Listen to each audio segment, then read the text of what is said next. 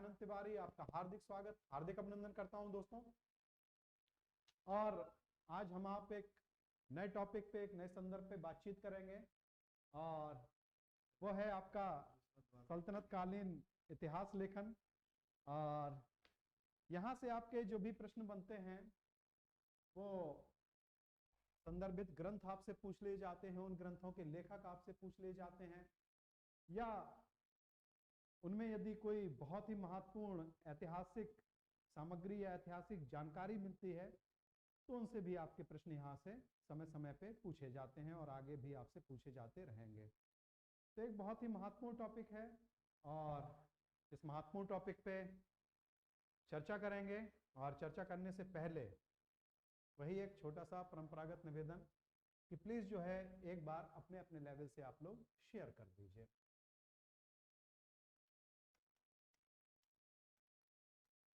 और जो आपका टॉपिक है वो है सल्तनत कालीन इतिहास लेखन।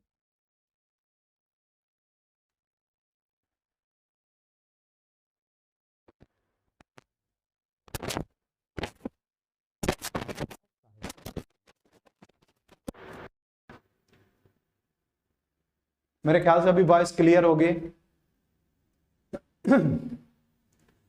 आज जो टॉपिक है आपका वो है सल्तनत कालीन इतिहास लेखन।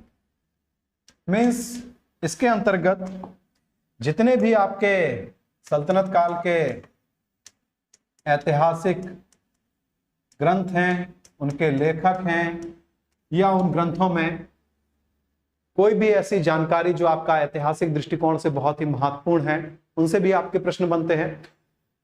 तो इन सारे के सारे प्रश्नों को और साथ ही साथ जो भी महत्वपूर्ण संदर्भ हैं उनको हम इस टॉपिक के अंतर्गत कवर करेंगे। तो चलिए टॉपिक की शुरुआत करते हैं। और शुरुआत करने से पहले आप लोग प्लीज जो है अपने अपने लेवल से एक बार शेयर जरूर कर दीजिए, ठीक है। चलिए आते हैं सल्तनत कालीन इतिहास लेखन पर। तो ग्रंथ देख के तो ऐसा लगता है कि सीधे जो है आके सीधे ग्रंथों पे कूद जाएंगे, उनके लेखकों पे चर्चा करेंगे, लेकिन ऐसा नहीं है। आप देखेंगे कि सल्तनत काल की स्थापना के साथ ही भारत में मध्यकाल का प्रारंभ होता है। लेकिन कोई भी काल आपका अचानक प्रारंभ नहीं हो जाता है कि सीधे आप जो है प्राचीन काल से निकल के मध्यकाल पे आ गए। ये ठीक वैसा ही है जैसे कोई जो है सुबह से सीधा जो है शाम पे नहीं आ सकता और शाम से सीधा रात पे नहीं आ सकता। मीन्स एक संक्रमण का दौर चलता है। संक्रमण के दौर का मतलब है कि मध्यकाल से पहले और जो आपका प्राचीन काल है उसके बीच का एक दौर, वो है आपका पूर्व मध्यकाल।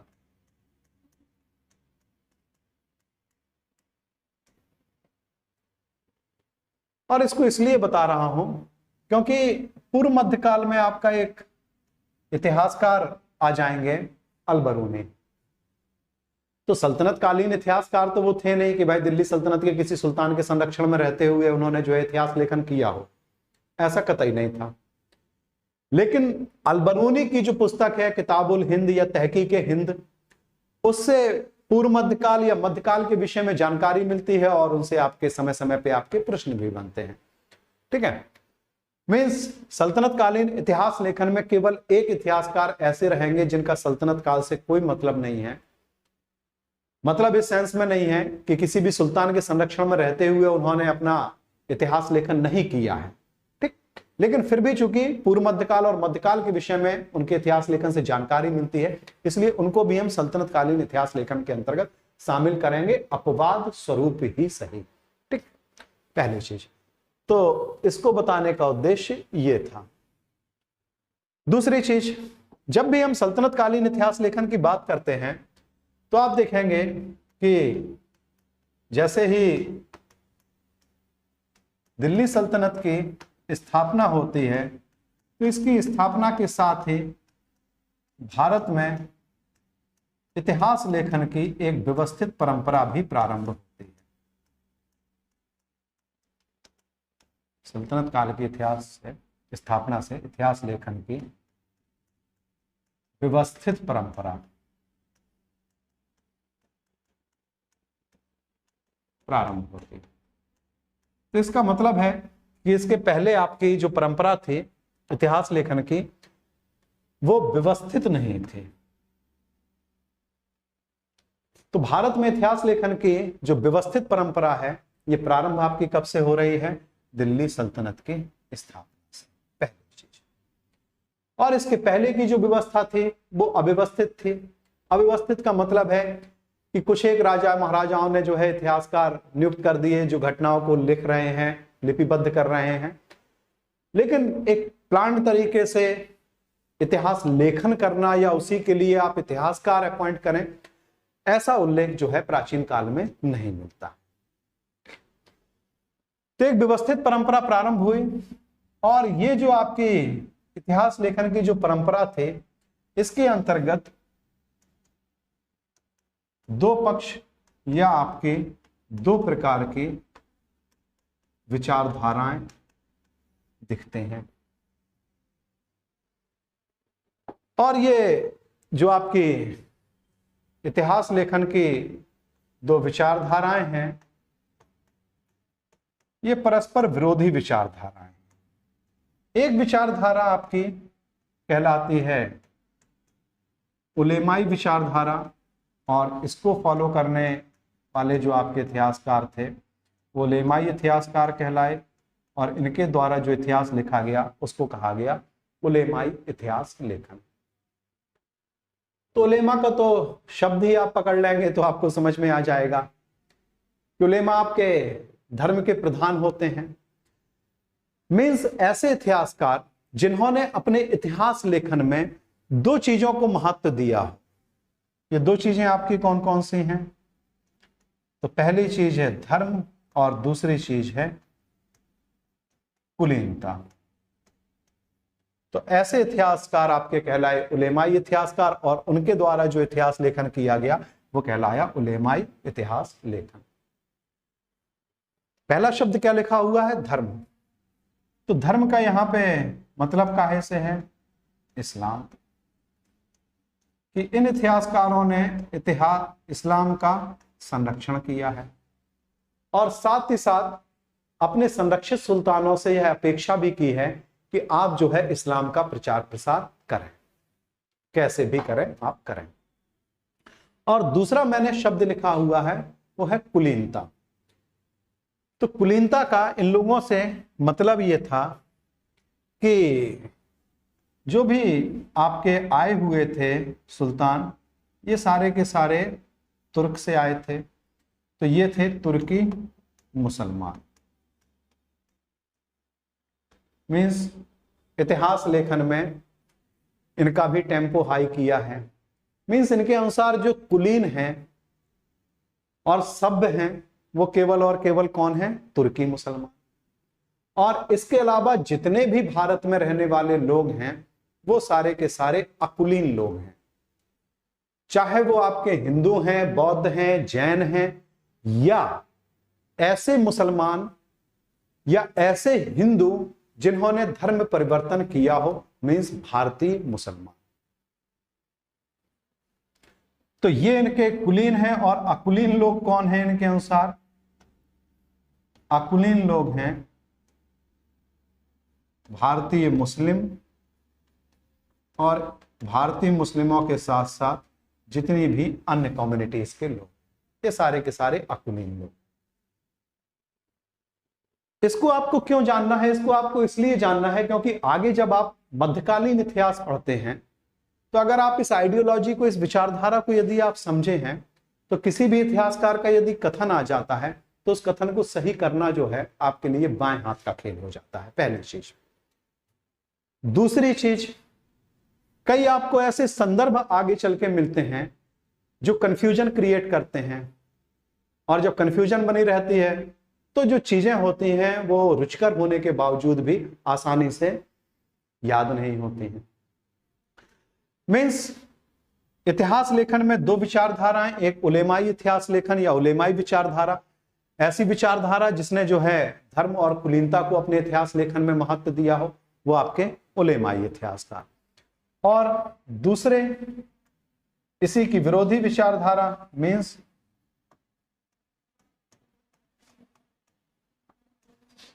गैर उलेमाई इतिहास लेखन। तो इसी की विरोधी विचारधारा है।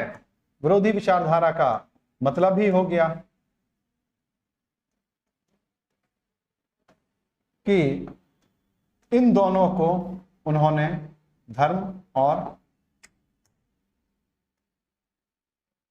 यहां लिख दे रहा कुलीनता, इन दोनों को अपने इतिहास में कोई विशेष महत्व ना दिया। क्रॉस किए दे रहा, समझ में आ जाएगा। मीन्स एक तटस्थ भाव से या न्यूट्रल जो है इन्होंने अपना इतिहास लेखन किया हो। तो अब यदि आपसे पूछा जाए कि भाई कौन सा इतिहास लेखन ज्यादा प्रामाणिक है, तो जाहिर सी बात है कौन सा इतिहास आपका जो है ज्यादा प्रामाणिक होगा, गैर उलेमाई। लेकिन महत्वपूर्ण आपके दोनों हैं, उलेमाई भी और गैर उलेमाई भी। क्यों? क्योंकि सामग्री हमको कहां से मिल रही है, दोनों संदर्भों से। जानकारी तो दोनों ही जगहों से मिल रही है कि बरनी है, शम्स सिराज अफीफ हैं, आपके खालिद अहमद निजामी हैं, ठीक है। तो जानकारी तो हमको सभी से मिल रही है। तो चाहे आपकी उलेमाई है गैर उलेमाई है, हमारे लिए दोनों महत्वपूर्ण।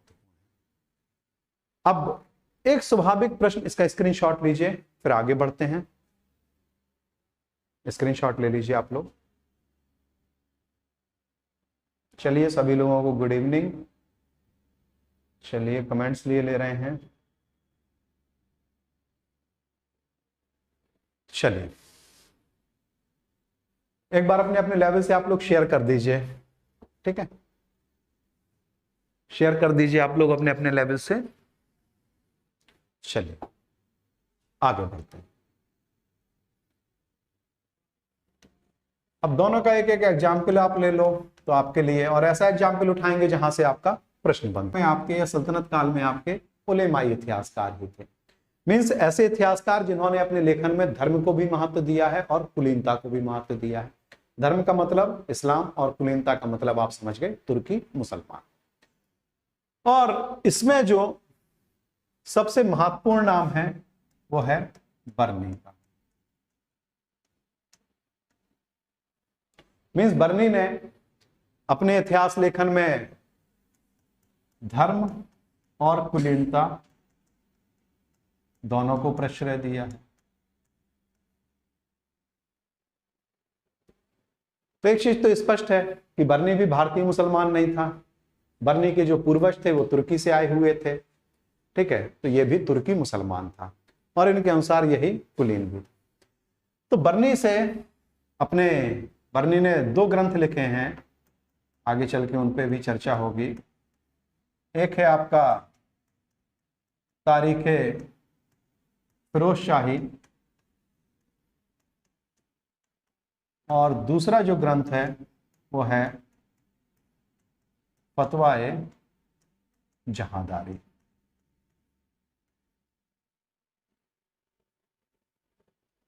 तो बर्नी से पूछा गया कि इतिहास क्या है, तो इतिहास की बड़ी ही अजीबोगरीब परिभाषा जो है बर्नी ने दी है। मीन्स इनकी अगर आप इतिहास की परिभाषा को आप पढ़ लेंगे तो आपको क्लियर हो जाएगा कि उलेमाई इतिहास लेखन क्या है। तो बर्नी जो है इतिहास को परिभाषित करता है, और परिभाषित करते हुए बर्नी कहता है कि इतिहास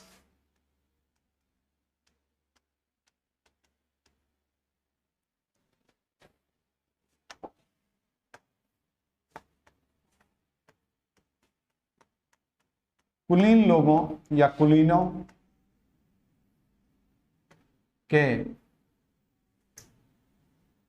की परंपराओं, उनके गुणों और विशेषताओं का वर्णन है। यहां तक तो फिर भी गनीमत है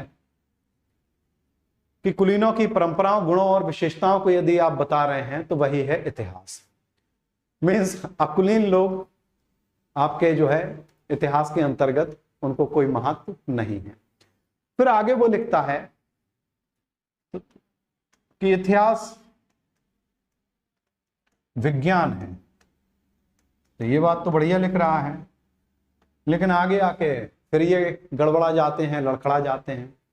कहते हैं इतिहास विज्ञान है जो केवल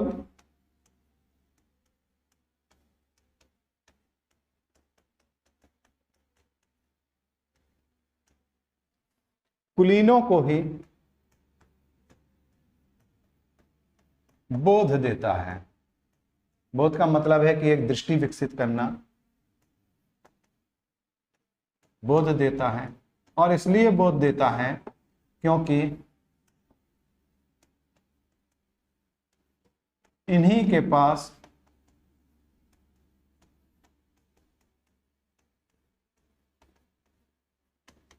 सच्चाई और ईमानदारी।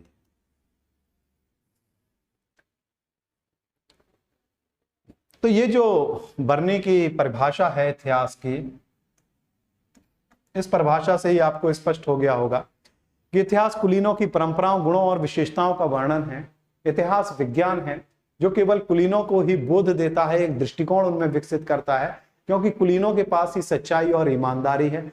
बाकी जितने भी अन्य लोग हैं, मीन्स तुर्की मुसलमानों को छोड़ के जितने भी लोग हैं भारत में, वो सारे के सारे कैसे हैं? वो झूठे और बेईमान लोग हैं। मीन्स इनके लिए इतिहास का कोई मतलब नहीं है, इतिहास इनको दृष्टिकोण नहीं दे सकता है या किसी प्रकार का कोई बोध नहीं दे सकता है, क्योंकि ये जो है प्रकृति से ही कैसे हैं? बेईमान है। कौन कह रहा है ऐसा? बर्नी कह रहा है। तो बर्नी की जो ये इतिहास की परिभाषा है, ये एज इट इज आपसे पूछ ली जाती है और फिर पूछ लिया जाता है कि किस इतिहासकार ने ऐसा कहा है। तो कहने वाले जो इतिहासकार हैं वो आपके सामने हैं और नाम है इनका बर्नी। ठीक, चलिए स्क्रीनशॉट लीजिए, फिर आगे बढ़ते हैं।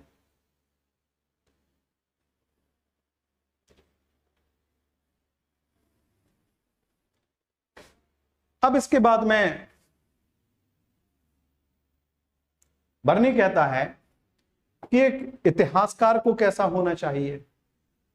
तो बर्नी कहता है कि एक इतिहासकार को उच्च कुल से संबंधित होना चाहिए। मीन्स इतिहासकार कैसा हो? आपका कुलीन हो। और कुलीन इसलिए होना चाहिए ताकि वो इन लोगों का या कुलीनों का हित साध सके या उनके हित का संवर्धन कर सके, उनके हितों को बढ़ावा दे सके। तो यहां से भी आपसे पूछा जाता है कि इतिहासकार का संबंध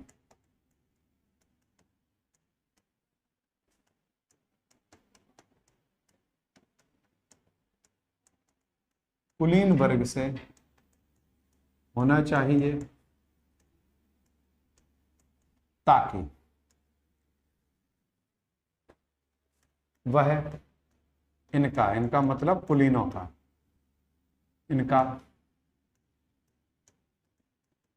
हित संवर्धन, संवर्धन का मतलब है बढ़ाना, हित संवर्धन कर सके। इतिहासकार आपका कैसा हो? इतिहासकार भी आपका उच्च कुल का हो।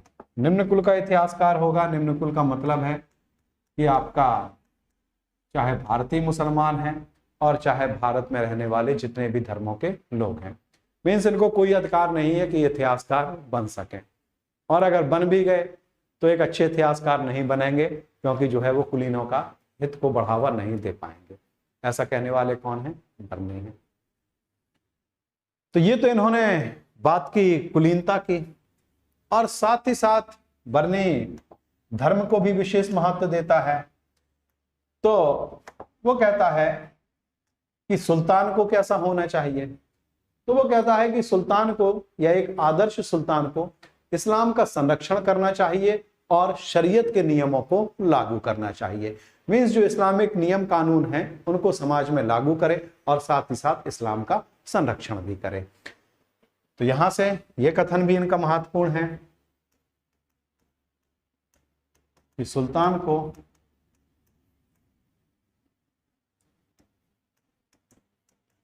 इस्लाम का संरक्षण करना चाहिए तथा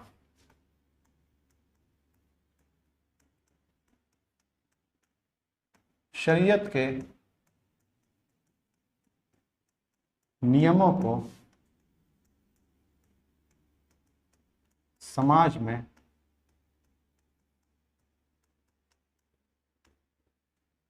लागू करना चाहिए।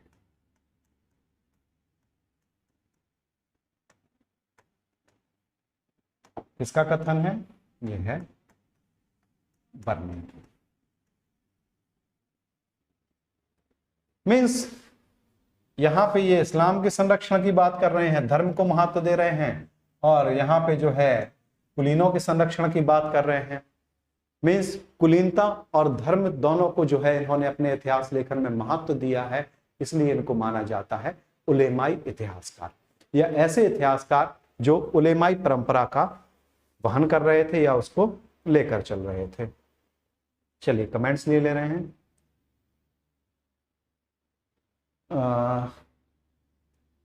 ओके सर, करंट अफेयर्स की क्लास कब से लेंगे? करंट अफेयर्स की क्लास आपकी शीघ्र अतिशीघ्र, आई थिंक बस आजकल में कभी भी शुरू हो सकती है, ठीक है। और एक थोड़ा सा टाइम को लेके थोड़ा सा एक इशू बना हुआ है, और जैसे ही आपका टाइम क्लियर होगा तो कभी भी शुरू हो जाएगी, हो सकता कल, हो सकता परसों, और टेलीग्राम के थ्रू आप लोगों को सूचित कर दिया जाएगा, और मंथली करंट अफेयर्स उसको लेकर चलेंगे, ठीक। तो किसी भी दिन आपकी शुरू हो सकती है, बस सर की अनुमति चाहिए, बाकी सर की अनुमति चाहिए, ठीक है। और किसी भी दिन आपकी जो है करंट अफेयर्स की क्लास शुरू हो सकती है, ठीक। चलिए, ठीक। और कोई प्रश्न है आपका? उलेमाई क्या है सर? आप थोड़ा सा लेट आए हैं, ठीक है, इसलिए जो है स्क्रीनशॉट ले लीजिए इसका। इसके पहले मैं उलेमाई इतिहास लेखन बता चुका हूं, ठीक है। खैर इसका स्क्रीनशॉट ले लीजिए, बाद में आप वीडियो देख लीजिएगा शुरुआत का थोड़ा सा, तो आपको एकदम क्लियर हो जाएगा। मीन्स ऐसे इतिहासकार जिन्होंने जो है अपने इतिहास लेखन में कुलीनता और धर्म को महत्व दिया है, ऐसे इतिहासकार आपके कहलाते हैं उलेमाई इतिहासकार। और इसके अलावा जो आपके अन्य इतिहासकार हैं, सॉरी, जो आपके ऐसे इतिहासकार जिन्होंने जो है इससे इतर अपना इतिहास लेखन किया है, वो आपके कहलाते हैं गैर उलेमाई इतिहासकार, ठीक। तो ये तो आपका एक एग्जाम्पल हुआ उलेमाई का, और जो ये कथन है, ये कथन आपसे एज इट इज पूछे जाते हैं, ठीक है। तो एक बार भी यदि आप इनको पढ़े रहेंगे तो मुझे नहीं लगता ये आसानी से आपके कभी भी गलत होंगे। सारा का सारा ये आपका जो है किसका उदाहरण दिया मैंने? उलेमाई इतिहासकारों का, और उसमें आपके प्रमुख हैं बर्नी। इसके बाद में यदि आप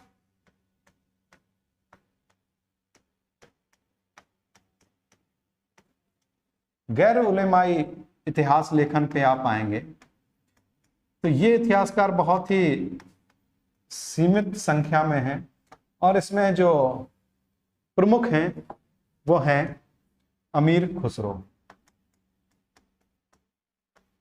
हालांकि ये जो अमीर खुसरो हैं, इनको सही अर्थों में इतिहासकार भी नहीं पूरी तरह से कह सकते हैं, इनको कहा जाता है कवि इतिहासकार। तो खैर एक बार ये भी आपसे प्रश्न पूछा गया था, खैर सरल ही है ये, कॉमन सेंस पे भी लोग टिक कर देंगे तो सही हो जाएगा कि ये कवि इतिहासकार कहे जाते हैं। मीन्स कवि अधिक हैं और इतिहासकार कम हैं, और भी विशेषताएं हैं, तो खैर अमीर खुसरो पे आएंगे तो डिटेल से इन पे चर्चा करेंगे। मीन्स ये आपके ऐसे इतिहासकार हैं जिन्होंने जो है अपने इतिहास लेखन में ना तो कुलीनता को महत्व दिया है और ना ही जो है इस्लाम को महत्व दिया है। मीन्स एक तटस्थ भाव से इन्होंने इतिहास लेखन किया है या इतिहास की घटनाओं को लिपिबद्ध किया है, इसलिए ये आपके कहलाते हैं गैर उलेमाई इतिहासकार, ठीक। पहली चीज ओके, बर्नी पूर्वाग्रह से ग्रसित थे, बता दिया है, आप लोगों के प्रश्न का उत्तर बता दिया मैंने। करंट अफेयर्स के लिए जो लोग भी कह रहे हैं बता दिया है, ठीक है।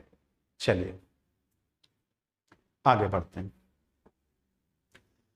अब मैंने आपसे कहा था कि एक इतिहासकार ऐसे हैं जो सल्तनत काल से तो संबंधित नहीं है, लेकिन उनका अपना जो इतिहास लेखन है उनके इतिहास लेखन से हमें मध्यकाल या पूर्व मध्यकाल के विषय में और खास तौर से उस समय के समाज, उस समय की संस्कृति और उस समय की राजनीतिक स्थिति, आर्थिक स्थिति, सभी के विषय में जानकारी मिलती है और ढेर सारे प्रश्न भी आप लोगों को वहां से पूछ लिए जाते हैं।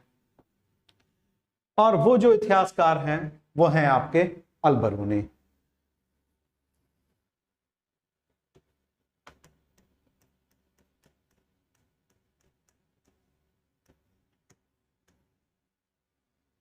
और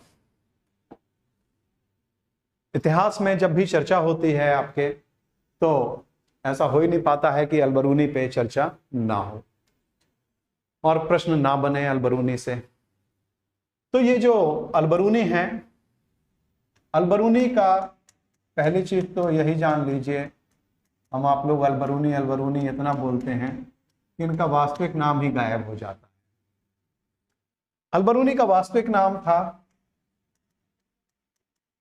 अबू रेहान मोहम्मद, ये इनका वास्तविक नाम है।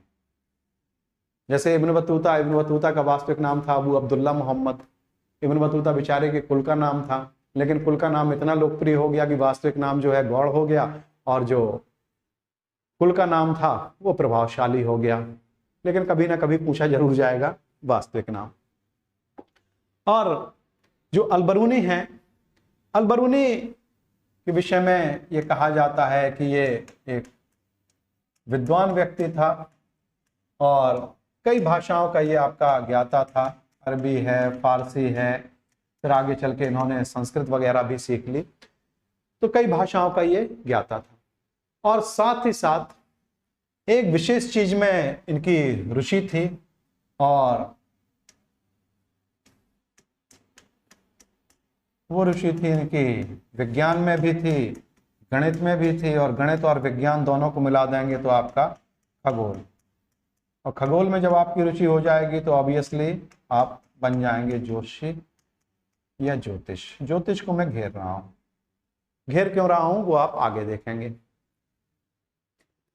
तो खैर हुआ क्या कि अल-बरूनी का जो संबंध था वो जिस शासक से था वो हैं महमूद गजनबी। और महमूद गजनबी से इनका संबंध इसलिए हो गया था क्योंकि महमूद गजनबी की सेना ने एक क्षेत्र को जीता, ईरान वाला क्षेत्र था, तो वहां पे युद्ध में जो बंदी बनाए गए उसी में अल-बरूनी को भी बंदी बना लिया गया। और बंदी बना के इनको साधारण युद्ध बंदी के रूप में महमूद गजनबी के सामने लाया गया। इसकी योग्यता से, विद्वता से महमूद गजनबी प्रभावित हुआ और प्रभावित होकर इसको दे दिया राज जोशी का पद। तो क्वेश्चन आपका अल-बरूनी के संबंध में यहां से बनता है कि आपसे पूछ लेता है कि महमूद गजनबी के दरबार में ये किस पद पर थे, इसलिए मैंने यहाँ पे ज्योतिष को घेरा हुआ है।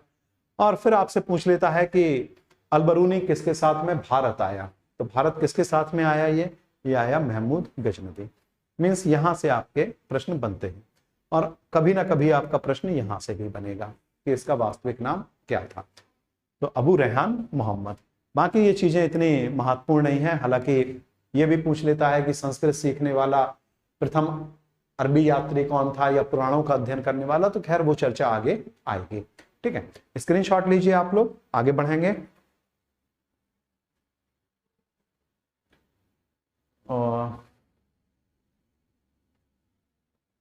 ओके, गुड आफ्टरनून नहीं है भाई, गुड इवनिंग है।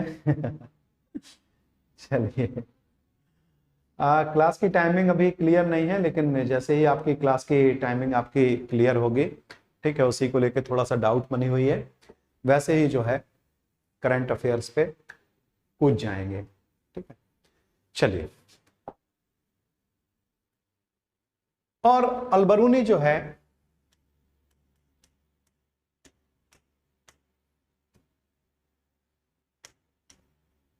ये भारत आया, तो महमूद गजनबी के विषय में आप लोग साधारण चीजें तो जानते ही हैं कि 1000 से लेके 1001 से लेके 1026 तक लगभग इन्होंने 17 बार भारत पर आक्रमण किया।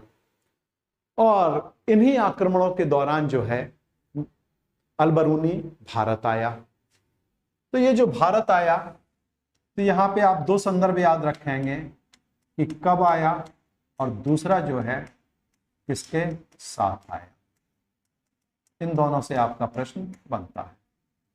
तो कब आया, तो इनकी एग्जैक्ट सन नहीं मिलती है, अच्छी बात है, लेकिन एग्जैक्ट सन नहीं मिल रही तो अच्छी बात तो है कि सन रटने से आप बच गए।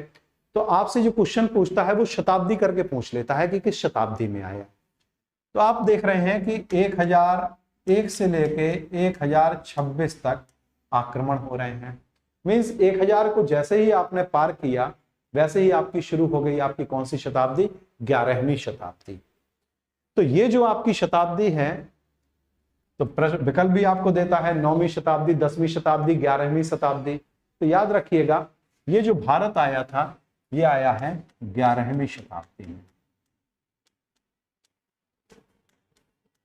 और किसके साथ में आया, तो आया महमूद गजनवी के साथ। और फिर प्रश्न उठता है कि भाई क्यों आया। तो खैर क्यों से आयोग तो आपसे प्रश्न नहीं पूछेगा, लेकिन आपको यह भी जानना चाहिए कि यह क्यों आया था। आया इसलिए था क्योंकि जो आपका पश्चिम था, पश्चिमी जगत था, पश्चिमी विश्व था, वहां पे भारत को लेकर तरह तरह की चर्चाएं थी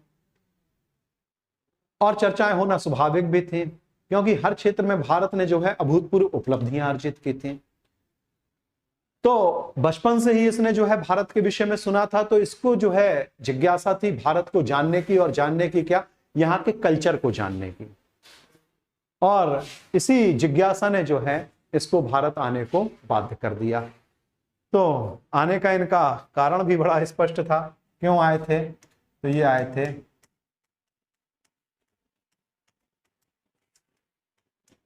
भारतीय संस्कृति को जानने के लिए। क्लियर है। फिर इसके बाद में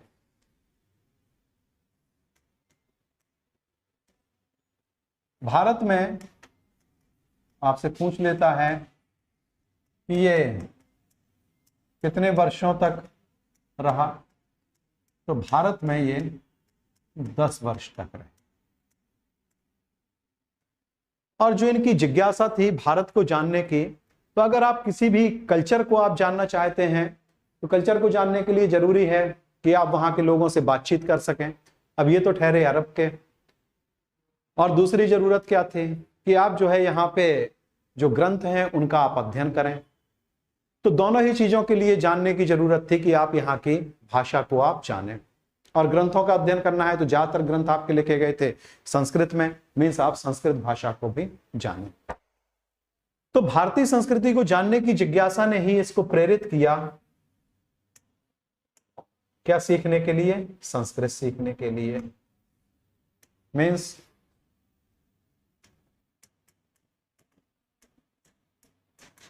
भारत में रहकर इसने संस्कृत सीखी,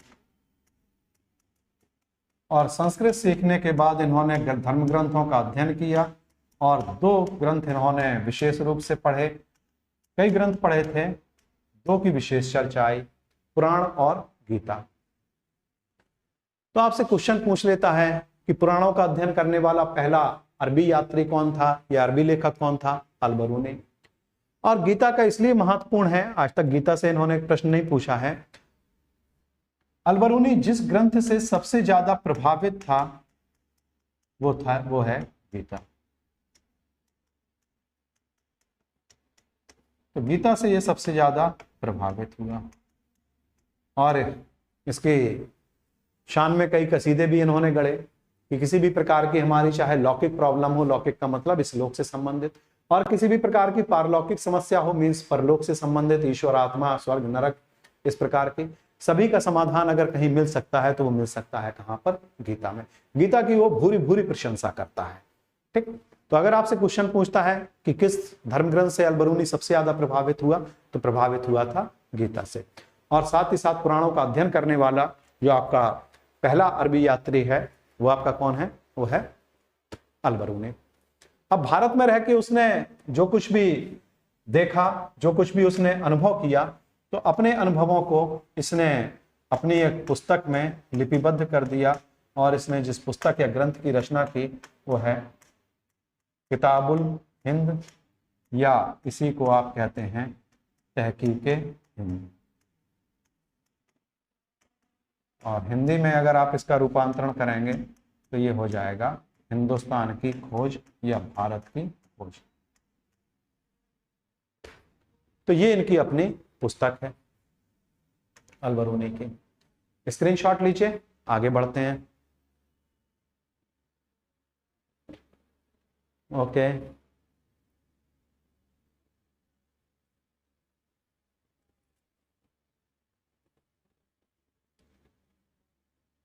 सर अल-मसूदी कौन था? अल-मसूदी भी आपका अरबी यात्री था और वो जो है गुर्जर प्रतिहार शासक थे महिपाल, उनके शासनकाल में ये भारत आया था। तो महिपाल के नाम के आगे पाल लगा हुआ है, तो ऐसा मत सोचिएगा कि जो है वो आपके पाल वंश के शासक थे, वो आपके गुर्जर प्रतिहार वंश के शासक थे महिपाल। उनके शासनकाल में भारत आया था अल-मसूदी, और महिपाल को कहता है अल-गुजर और राजा का बौरा कहता है। ठीक है, तो वो आपके अल-मसूदी थे। ठीक है, गांधी जी भी गीता से प्रभावित थे? बिल्कुल प्रभावित थे, क्यों नहीं प्रभावित होंगे भाई। वैष्णव जो संप्रदाय है उसका प्रभाव था गांधी के ऊपर, और प्रभावित थे, बिल्कुल प्रभावित थे, एकदम सही हैं आप।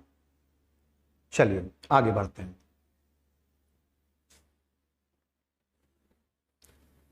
अब अल-बरूनी का जो विवरण है, इसके विवरण में जो सबसे महत्वपूर्ण विवरण है वो है यहाँ के समाज और संस्कृति का।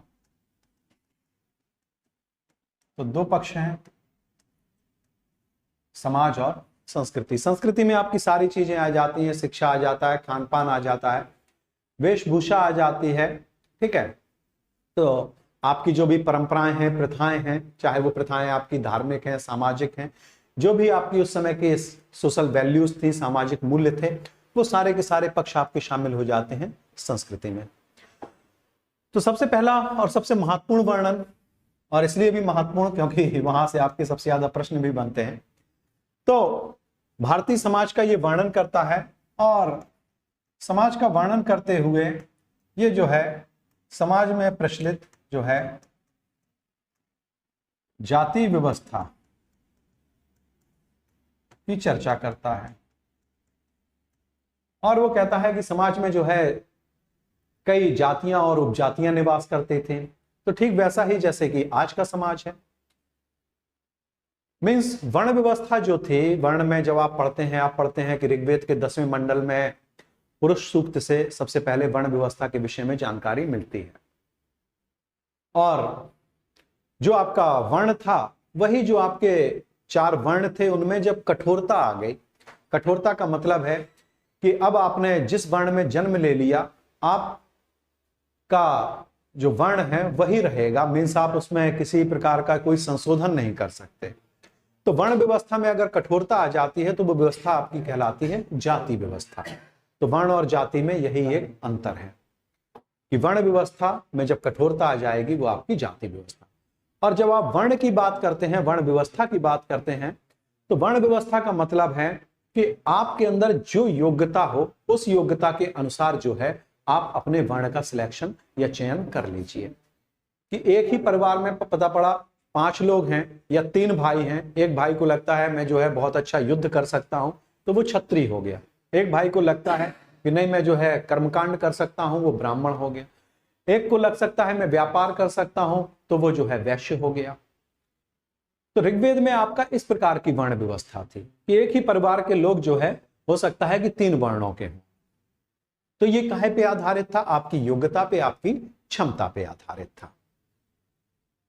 और जब वर्ण व्यवस्था आपकी कठोर हो गई, कि अब पता पड़ा जिस भाई ने जिस पेशे को चुना था और उसके बच्चे पैदा हुए और उन्होंने कहा कि नहीं, अब आप जिस वर्ण में पैदा हो गए हैं वही आपका टाइटल रहेगा, तो ये वर्ण व्यवस्था में कठोरता आ गई और ये हो गई जाति व्यवस्था। और इसी से जो है आपकी ढेर सारी जातियां और उपजातियां निकल के आई। एक छोटा सा एग्जाम्पल दे रहा हूं तो कभी आपको कंफ्यूजन नहीं होगी। फॉर एग्जाम्पल,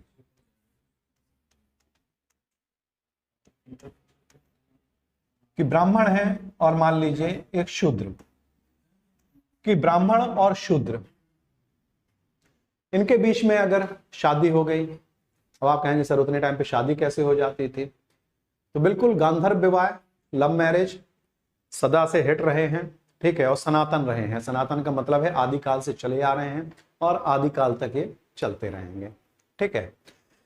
तो पता पड़ा इनके बीच में शादी हुई और शादी होने के बाद में इनकी जो जाति आई वो आ गई, जैसे पता पड़ा निषाद। मीन्स दो जातियों के संयोग से आपकी तीसरी जाति या वर्ण संकर जाति या हाइब्रिड जाति। और सब में ये इस प्रकार का कार्यक्रम चल रहा था कि पता पड़ा ब्राह्मण लड़का है और शूद्र लड़की है, उसकी शादी हुई तो निषाद, या पता पड़ा शूद्र लड़का है और ब्राह्मण लड़की है, उसकी शादी हो गई तो चांडाल। ब्राह्मण लड़का है, वैश्य लड़की है, उसके बीच में शादी हो गई तो वैदेहक बन गई। मीन्स इस प्रकार से जो जातियों के बीच में वैवाहिक संबंध हुए उनसे ढेर सारी उपजातियां, और इन सभी जातियों उपजातियों की डिटेल से अगर कहीं चर्चा मिलती है तो वो हमको कहां पे मिलती है? अलबरूनी की पुस्तक किताबुल हिंद में या तहकीके हिंद में, पहली चीज। और इन जातियों के बीच में जाति व्यवस्था की चर्चा करता है और इन जातियों के बीच में जो भी संकीर्णताएं थी इनकी भी चर्चा करता है। और वो कहता है कि समाज में छुआछूत की परंपरा इतनी प्रभावशाली थी, इतनी बलवती थी कि दो ब्राह्मण भी यदि भोजन करने बैठते थे तो अपने बीच में एक अंगोछा या कपड़ा डाल लेते थे। मीन्स इस समय समाज में अस्पृश्यता की भावना भी विद्यमान थी, अनटचेबिलिटी, इसका भी प्रचलन था।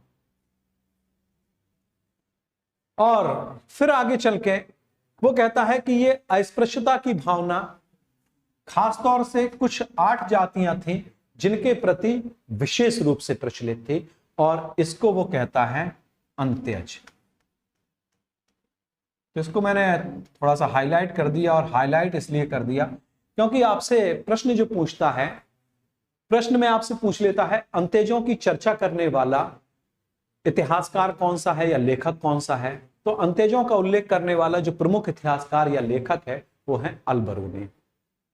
और नाम से ही स्पष्ट है, अंत्यज का शाब्दिक अर्थ होता है वह जिसने अंतिम जाति में या अंतिम वर्ण में जन्म लिया, वो कहलाता है अंत्यज। अंतिम का मतलब है कि बिल्कुल जो है सामाजिक पदानुक्रम में या हायरकी में आप देखेंगे तो सबसे निचले पायदान पे। और अलबरूनी इनका वर्णन करते हुए कहता है कि ये जो अंत्यज थे इसके अंतर्गत जो है 8 वर्ग या 8 जातियां आती थी। तो अगला प्रश्न आपसे यहां से पूछ लेता है कि अंत्यजों के अंतर्गत कितनी जातियां थी। तो वो कई की चर्चा करता है, हांडी है, डोम है, जुलाहा है, मछुआरा है, इनकी चर्चा करता है और ये कहता है कि ये समाज में सबसे जो है सामाजिक पदानुक्रम में सबसे निम्न स्तर पे थे और इन्हीं को बोलता है अंत्यज। तो प्रश्न आपका यहां से रहता है, पहली चीज, ठीक। फिर इसके बाद में समाज में ये तो हो गई आपकी जाति व्यवस्था जहां से आपका, और इसमें जो सबसे महत्वपूर्ण है वो है आपका अंत्यज। अगर अंत्यज आपको याद है और 8 वर्ग इसके अंतर्गत हैं तो आपके प्रश्न सही होने की संभावना बढ़ जाएगी। फिर समाज में वो महिलाओं की भी चर्चा करता है और महिलाओं की जो दशा थी वो बताने की जरूरत ही नहीं है कि महिलाओं में सबसे बड़ी समस्या जो थी वो थी बाल विवाह। और जहां पे भी समाज में बाल विवाह आ जाएगा तो सोच लीजिए कि वहां पे महिलाओं की जो स्थिति होगी वो दयनीय हो जाएगी, क्योंकि जैसे ही बाल विवाह होगा वैसे ही महिलाएं या बालिकाएं शिक्षा से वंचित हो जाएंगे, और यदि आप शिक्षा से वंचित हो गए तो समाज में कोई सम्मान भी नहीं रहा, क्योंकि समाज में सम्मान किसका होता है? शिक्षित व्यक्ति का। मीन्स आपका जो सोशल स्टेटस है वो डाउन हो गया। आप यदि अशिक्षित हैं तो आपके लिए आर्थिक अवसरों की उपलब्धता भी घट गई। भाई नौकरी किसको मिलेगी, शिक्षित को कि अशिक्षित को? शिक्षित को। उसके लिए आर्थिक अवसर ज्यादा होते हैं। मीन्स आप आर्थिक रूप से भी कमजोर हो गए। और शिक्षित व्यक्ति ही अपने बारे में अच्छे निर्णय ले सकता है। मीन्स उसे अधिकारों और कर्तव्यों के विषय में जानकारी हो सकती है। तो अगर आप निरक्षर हैं, अशिक्षित हैं, तो आप अधिकार भी नहीं जान रही हैं, कर्तव्य भी नहीं जान रही हैं। मीन्स ये जो बाल विवाह था इसने सभी प्रकार से जो है, या सभी प्रकार की समस्याओं को जन्म दे दिया। तो बाल विवाह के चलते शिक्षा के अधिकार से वंचित हुई, तो जो है इनका निशक्तिकरण हो गया, या जो है महिलाओं की स्थिति कैसी हो गई? दयनीय हो गई। तो महिलाओं की दशा इस समय कैसी थी? महिलाओं की इस समय हीन स्थिति थी या दयनीय स्थिति थी, और इस दयनीय स्थिति का वर्णन करता है अलबरूनी। और वो समाज में प्रचलित बाल विवाह, सती प्रथा, और साथ ही साथ जो है विधवाओं की दयनीय दशा, इसकी चर्चा करता है कि विधवा पुनर्विवाह होता नहीं था, या विधवाओं का विवाह होता नहीं था। तो पता पड़ा समाज में तरह तरह के जो है उन पे प्रतिबंध लगा दिए गए थे कि किसी भी मांगलिक अवसर पे, मांगलिक कार्यक्रम में आप भाग नहीं ले सकती हैं। मुंडन करा दिया जाता था, जमीन में आपको सोना है, अच्छा खाना पीना नहीं मिलना है। तो विधवाओं के लिए सबसे अच्छा ऑप्शन होता था कि वो सती हो जाएं, क्योंकि इस प्रकार से आप यदि समाज में भोग रही हैं तो उनके लिए बेस्ट ऑप्शन था कि जो है वो सती हो जाएं। तो इसलिए ज्यादातर विधवाएं इस ऑप्शन को चुनती थी कि एक बार मर जाएंगे तो वो ज्यादा अच्छा है रोज रोज मरने से। तो इसलिए इस समय समाज में आपका देखेंगे, आप पूरा का पूरा मध्यकाल आप देखेंगे, और आधुनिक काल तक, जब तक कि इसको प्रतिबंधित नहीं कर दिया गया बेंटिक के द्वारा 1829 में। हालांकि वो प्रतिबंध भी बहुत कारगर नहीं रहे, कभी मॉडर्न इंडिया पे चर्चा कराएंगे तो उस पर भी मैं चर्चा कर दूंगा। वो प्रतिबंध बहुत कारगर नहीं थे, क्योंकि आगे चल के उस नियम में भी बदलाव कर दिया गया था। उसमें डाल दिया गया था स्वैच्छिक सती, जबकि राजा राधाकांत देव वगैरह ने उसका विरोध किया। भाई राजा राम मोहन राय ने तो सरकार को बाध्य किया था कि आप ये कानून लेकर आइए, लेकिन जब सरकार कानून लेके आई तो राजा राम मोहन राय के जो विरोधी थे राजा राधाकांत देव, वो खड़े हो गए कि आप जो है हमारी सामाजिक धार्मिक परंपराओं पे हमला कर रहे हैं, गलत है। तो उन्होंने कानून में संशोधन कर दिया, और संशोधन करके ये डाल दिया कि अगर कोई भी विधवा स्वेच्छा से सती होना चाहती है तो उसको रोका नहीं जाएगा। अब आप ये सोचिए, स्वेच्छा से सती होना कौन चाह रहा था? कोई नहीं। स्वयं राजा राम मोहन राय की भाभी को जब सती किया गया था तो जो है घेर के उसको खड़े हो जाते थे लोग, और पता पड़ा कोई जो है नशीली दवा या जो है कोई ऐसा जो है वनस्पति उसके मुंह में डाल दी, तो वो अर्ध चैतन्य स्थिति में और जो है जबरन उसे चिता में बिठा दिया गया। लोग चारों तरफ लाठी लेके खड़े हो गए, आग जली, भागना शुरू हुआ तो लाठी ले लेके उसको जो है उसी में भस्म कर दिया गया। और ये कहा जाता है कि जब इस प्रकार का इन्होंने अमेंडमेंट किया, उसमें स्वैच्छिक सती डाल दिया, तो इस कानून की प्रासंगिकता ही समाप्त हो गई थी। ठीक है, तो खैर कभी उस पर डिटेल से मैं चर्चा कर दूंगा। तो सती प्रथा का इस समय समाज में बोलबाला था। मींस महिलाओं से संबंधित जितनी भी समस्याएं थी, इन सभी समस्याओं का या उनकी दीनहीन स्थिति का वर्णन करने वाला जो इतिहासकार है वो है आपका अलबरूनी। ठीक, तो इसकी भी अलबरूनी चर्चा कर रहा है। चलिए स्क्रीनशॉट ले लीजिए, फिर आगे बढ़ते हैं।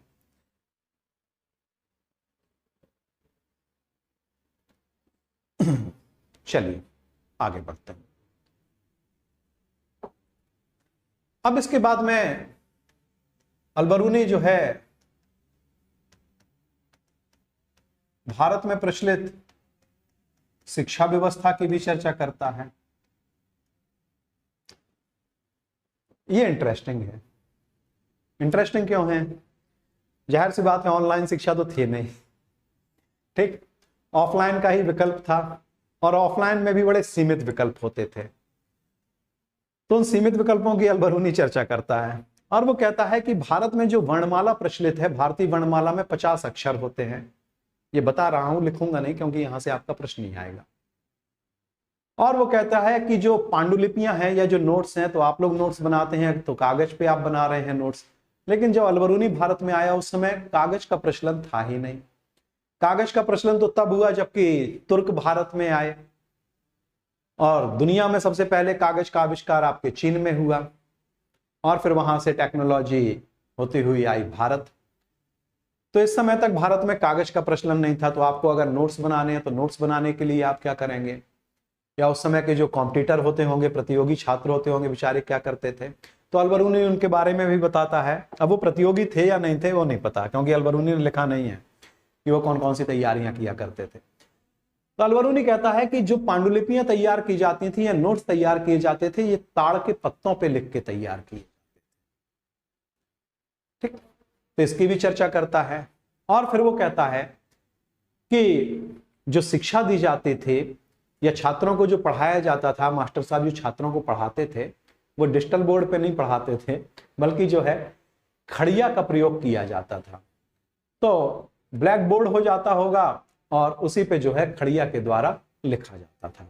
ऐसी चर्चा कौन करता है, ऐसी चर्चा करता है अलबरूनी, ठीक। लेकिन शिक्षा व्यवस्था के संबंध में अलबरूनी का जो सबसे महत्वपूर्ण जो इसका कथन है वो ये है कि ये कहता है कि भारत में जो आपकी शिक्षा व्यवस्था है, या शिक्षा के क्षेत्र में आप देखेंगे, अभी जब भी आप पढ़ते हैं करंट अफेयर्स में ही आप पढ़ते हैं कि दुनिया के जो आपके टॉप आपके इंस्टीट्यूट्स हैं शिक्षा क्षेत्र के, तो उसमें जो है भारत के आप इंस्टीट्यूट देखेंगे तो कोई 40वें नंबर पे आ रहा, कोई पता पड़ा अंडर 100 में कोई नहीं शामिल हो रहा, कभी कभी किसी किसी वर्ष ऐसी स्थिति हो जाती है। और जब आप शिक्षा नीति, आपने नई शिक्षा नीति जो आपकी आई, तीसरी शिक्षा नीति, तो उसमें भी आप देखेंगे कि ये शिक्षा नीति आई क्यों थी। शिक्षा नीति इसलिए आई थी क्योंकि जो है विश्व रैंकिंग में हम लोग लगातार पिछड़ते जा रहे थे, और पिछड़ते इसलिए जा रहे थे क्योंकि यहाँ पे नवाचार का अभाव है। नवधन आचार मीन्स नए नए जो आचरण होना चाहिए, नए जो प्रयोग होना चाहिए, अनुसंधान होना चाहिए, उसका हमारी शिक्षा व्यवस्था उस ओर उन्मुख ही नहीं है। और इसकी चर्चा जो है अलबरूनी भी करता है। वो ये कहता है कि एक समय पे भारत की स्थिति ये थी कि विज्ञान, कला, गणित, किसी भी क्षेत्र में आप ले लीजिए, हर क्षेत्र में भारत नई नई उपलब्धियां अर्जित कर रहा था। लेकिन ये जो मध्यकाल है, और वो ऐसा बोल क्यों रहा, क्योंकि वो किसका अध्ययन कर चुका है, वो यहाँ के धर्म ग्रंथों का अध्ययन कर चुका था, यहाँ के लोगों से मिल चुका था, और 10 साल यहाँ पे रहा था, तब उसके बाद में वो लिख रहा है। तो वो ये कहता है कि भारत में जो राजे महाराजे हैं या जो सामंत हैं जिनके पास में धन है, ये लोग यदि चाहें तो शिक्षा और अनुसंधान को बढ़ावा दे सकते हैं, क्योंकि यही वर्ग है जो विद्वानों को भौतिक चिंताओं से मुक्त कर उन्हें अनुसंधान के लिए प्रेरित कर सकता है कि आप चिंता मत कीजिए, आपको पर्याप्त पैसा मिलेगा, आप अपना पूरा फोकस कीजिए रिसर्च में। जैसे आज जेआरएफ, कि अगर आप यूजीसी में जेआरएफ यदि आप क्वालिफाई करते हैं तो आपको एक निश्चित अमाउंट गवर्नमेंट देती है, ताकि जो है भौतिक समस्याएं नहीं हो और अपना पूरा जो है आप ध्यान केंद्रित कर सकें अपनी रिसर्च में, अपने अनुसंधान में। तो यही कथन कह रहा है अलबरूनी, और ये जो अलबरूनी का कथन है ये आपका महत्वपूर्ण है कि राजा महाराजा भारत में शिक्षा और अनुसंधान या रिसर्च को प्रोत्साहित कर सकते हैं,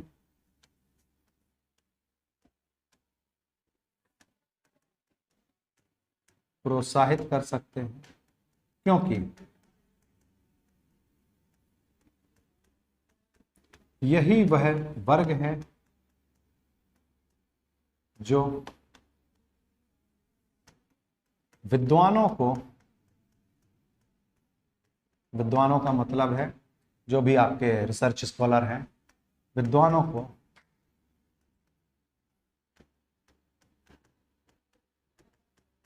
भौतिक चिंताओं से मुक्त करके उन्हें अनुसंधान के लिए प्रेरित कर सकता है।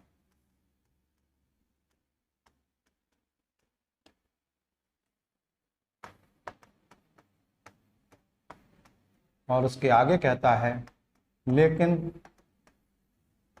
भारत में ऐसा नहीं हो रहा है।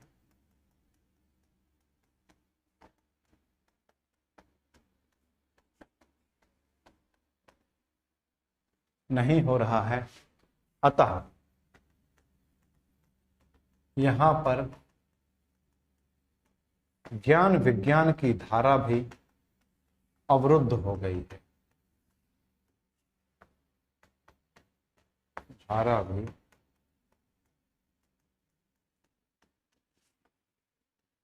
अवरुद्ध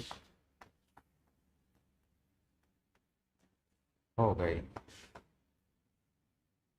ये इसका कथन है, और ये जो कथन है ये आपका महत्वपूर्ण है।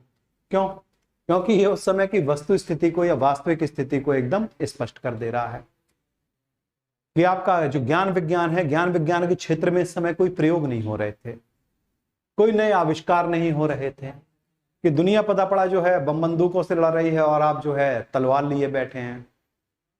ठीक, तो इस प्रकार की जब आपकी स्थिति हो गई, इस प्रकार की स्थिति हुई, तो आप जो है धीरे धीरे आप पिछड़ना शुरू हुए। तो तब भी आप पिछड़ रहे थे। किस कारण से पिछड़ रहे थे? आप इस कारण से पिछड़ रहे थे क्योंकि आपके यहाँ पे जो अभाव है वो अभाव किसका था? अनुसंधान का, रिसर्च का। कि आप नई शिक्षा नीति में आप देखिए कि पता पड़ा कि एक देश अपनी जो है टोटल जीडीपी का 4% जो है साइंस टेक पे खर्च कर रहा है, और भारत जो है 1% से कम है। तो सोचिए, आपसे चौगुना खर्च कर रहे हैं वो, ठीक है, अनुसंधान कार्य में। और जो अनुसंधान कार्य में ज्यादा खर्च कर रहे हैं वही जो है उससे कमा भी रहे हैं, कि नई नई टेक्नोलॉजी लेके आ रहे हैं। और टेक्नोलॉजी ही दुनिया में बोलती है। एक चीज याद रखिएगा कि आज मैं बीबीसी में देख रहा था कि साउथ अफ्रीका में एक जगह पे क्वार्ट्ज के कुछ पत्थर निकले, चमकते हुए पत्थर। तो लोगों ने समझा कि वो हीरा है, और लोग जो है खोदने लगे और जो है अपने घर की तरफ लेके भागे। फिर सरकार ने बताया कि व्यर्थ मेहनत मत कीजिए, वो पत्थर के टुकड़े हैं और उनकी कीमत ना के बराबर है। और पूरा का पूरा आप अफ्रीका महाद्वीप आप उठा लीजिए, आप लोग ज्योग्राफी में पढ़ते होंगे कि पूरा जो आपका अफ्रीका महाद्वीप है ये प्राकृतिक संसाधनों के मामले में सबसे रिच है। हीरे की खाने हैं वहां पे, सोने की खाने हैं। सोने की खाने केवल आपकी ऑस्ट्रेलिया में नहीं है, साउथ अफ्रीका में भी है। हीरे की खाने भी हैं वहां पे। एकमात्र ऐसा महाद्वीप जो हीरे की खान में, सोने की खान में बैठ के भी गरीब है। और एक आपका यूरोप महाद्वीप है जो बर्फ में बैठा हुआ है, और बर्फ में बैठने के बाद भी वो आपका जो है दुनिया का सबसे विकसित महाद्वीप है। ठीक, तो एक जो है बर्फ में बैठ के जो है विकसित है, और दूसरा जो है हीरे और सोने में बैठ के अविकसित है। और किस कारण से ये अविकसित हैं? अविकसित हैं विज्ञान और प्रौद्योगिकी के कारण। और वो जो विकसित हैं वो विकसित हैं काहे के कारण? अपनी विज्ञान और प्रौद्योगिकी के कारण। तो यही है आपकी टेक्नोलॉजी जो आपको विकसित कर सकती है, और इसमें यदि आप पिछड़ गए तो आप बहुत पिछड़ गए। ठीक है, तो चलिए यहाँ पे आप इसका स्क्रीनशॉट ले लीजिए। क्लास ओवर करूंगा, और फिर आप लोगों से रिक्वेस्ट है कि जो आप लोग उसके लिए कह रहे हैं करंट अफेयर्स के लिए, तो बिल्कुल करंट अफेयर्स आपका किसी भी दिन शुरू हो जाएगा। थोड़ा सा टाइमिंग का कुछ इशू बना हुआ है, और उसके बाद में आपका जो है करंट अफेयर्स की आपकी क्लास शुरू हो जाएगी शीघ्र अतिशीघ्र। हो सकता है कल परसों में ही आपकी जो है शुरू हो जाए। ठीक है, तो टेलीग्राम के थ्रू आप लोगों को टाइमिंग भी सूचित कर दिया जाएगा, उसके लिए आप निश्चिंत रहिएगा।